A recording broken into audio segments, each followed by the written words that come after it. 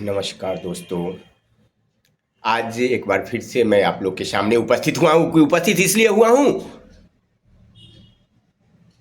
कि आज मैंने एक खबर देखी, बड़ी प्रसन्नता हुई। आज चिराग पासवान से कुछ बच्चों ने सवाल पूछा और उन्होंने कहा कि मैं जरूर आपके बात को ऊपर तक पहुंचाऊंगा। यही चीज तो मैं बार बार आप लोग को बोल रहा था कि भारत के 545 सांसदों तक आप पहुंच गए, आपका काम हो गया। लेकिन आप जाते ही नहीं हैं, मेहनत करते ही नहीं हैं। आजा जामुन पर जा मुंह में, ऐसे थोड़े होता है।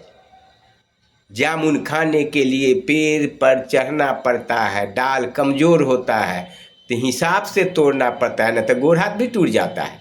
इसलिए आप लोग एक एक सांसद तक पहुंचिए और जब संसद महोदय सवाल उठाना शुरू करेंगे तो सरकार की मजबूरी हो जाएगी इस कोर्स के बारे में सोचने के लिए, इस कोर्स को मान्यता देने के लिए। और इसमें आप लोग की कोई गलती तो है नहीं, गलती पूर्ण रूप से प्रकाश जावड़ेकर जी की है।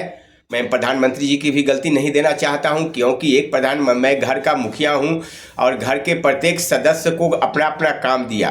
कोई सदस्य अपना काम सही से नहीं करे इसका मतलब नहीं है कि घर का मुखिया जवाबदेह होगा। जवाबदेह प्रकाश जावड़ेकर जी हैं और आप लोग मीडिया के माध्यम से प्रकाश जावड़ेकर जी को खोज के उनसे जरूर मिलिए।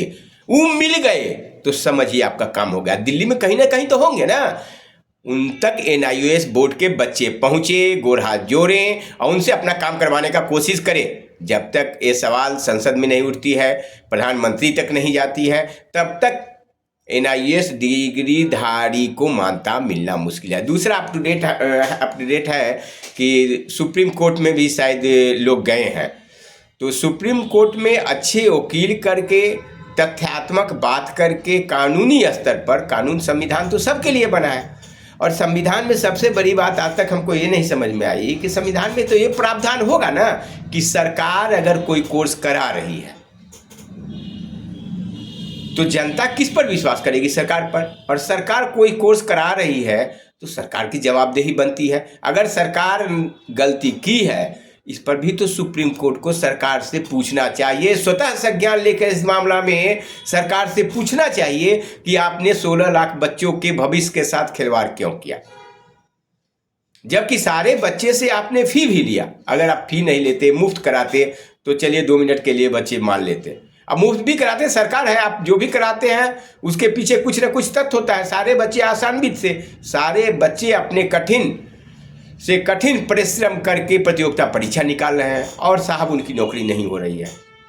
जाए तो जाए किधर, करे तो करे क्या?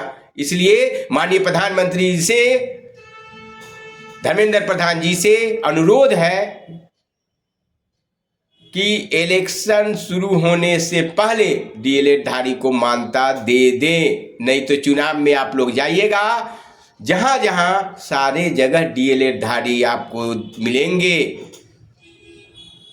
और आपसे अपनी बात कहेंगे, आपकी बदनामी होगी। इससे बचने के लिए कम से कम इनको मान्यता दे दीजिए। जय हिंद, जय भारत।